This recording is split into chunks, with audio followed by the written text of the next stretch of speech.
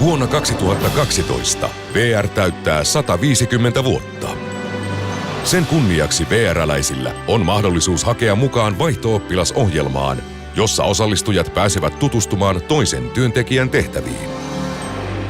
Elokuussa käynnistettiin vaihto-oppilasohjelman pilottivaihe. Joo, mun nimi on Mikael ja mä oon toimitusjohtaja. VR Group on muuttumassa nopeasti vapailla markkinoilla kilpailevaksi liikeyritykseksi. VR:llä on 11 500 työntekijää, jotka työskentelevät eri tehtävissä ympäri Suomea. Nopea muutos ja tulevaisuuden suunta on hämmentänyt suurta osaa työntekijöistä. Syksyllä 2010 VR Groupilla oli uusi liiketoimintastrategia. Myös brändit oli yhtenäistetty. Nämä johdolle selkeät asiat olivat kuitenkin vaikeasti viestittävissä. VR:n työntekijät olivat väsyneitä vastaanottamaan yrityksen uusia kehitysviestejä asiakaslähtöisyyden kehittämisestä, uudesta dynaamisesta kilpailuympäristöstä ja yhteispelistä.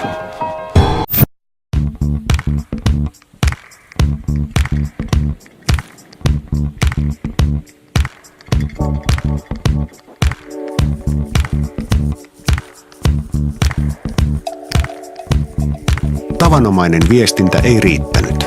Tarvittiin toimintaa. Vuoden 2011 alussa luovaksi ideaksi valittiin vaihto-oppilasohjelma. Vaihto-oppilasohjelmassa VR:n työntekijä tutustuu isännän ja työparin opastamana 2 päivän ajan toiseen työtehtävään konsernin sisällä. Ajoitukseksi valittiin VR:n 150-vuotisjuhlavuosi 2012. Vaihto-oppilasohjelman toteuttaminen koettiin työläänä. Turvallisuuteen ja ammattipätevyyteen liittyvät asiat aiheuttivat keskustelua. Toteutukseen piti saada mukaan suuri joukko ihmisiä.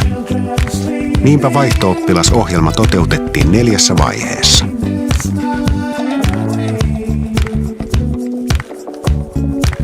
Pilotti loi iloista odotusta, mutta henkilöstötutkimuksen heikentyneet tulokset latistivat hyvän alun.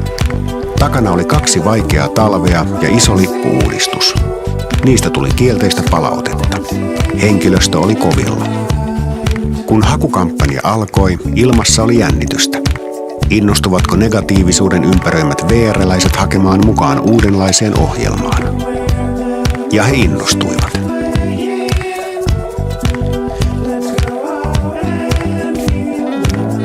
Tavoitteet ylitettiin. Jokainen vaihtopaikka sai hakijoita.